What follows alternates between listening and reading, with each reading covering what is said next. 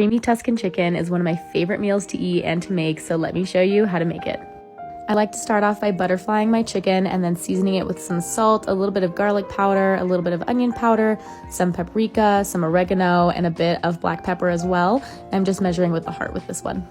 From here, I'm just going to heat a pan with some sun-dried tomato oil. This is really what's going to start building those flavors for us. And then just a drizzle of olive oil as well.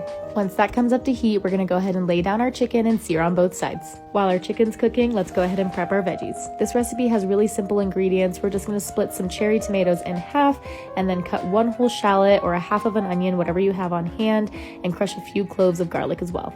We're also going to need an entire bag of spinach for this recipe, and don't forget to wash your veggies. Once our chicken has nice color on both sides, we're going to remove that from the pan and toss in our shallots as well as our garlic. Go ahead and let these cook for about 3 to 5 minutes until they get nice and aromatic. For a fun addition, I like to add some mushrooms to this dish. They lend themselves really well to the tomatoes and the wine. Speaking of wine, we're going to deglaze the bottom of our pan with some dry white wine before tossing in our cherry tomatoes, and I like to add some of those chopped sun-dried tomatoes as well.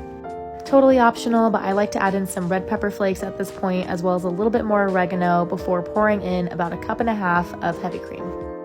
Go ahead and let this simmer and let all the flavors get to know each other before tossing in your spinach. I made a mistake and put my chicken back into the pan at this point, and as you can see, I took it out. So just toss in your spinach first, let those get to know each other, let the spinach wilt down a little bit, add in some Parmesan cheese, and then we're gonna tuck our chicken back into the sauce. Once you get your chicken nestled back in, we're going to let this cook for another 5 to 10 minutes either on the stovetop or in the oven and let the sauce get nice and thick and creamy. We're going to squeeze some lemon over top to brighten up the dish and then serve with some mashed potatoes or polenta or rice, but you cannot skip the crusty bread to soak up all of that sauce. I hope you enjoy.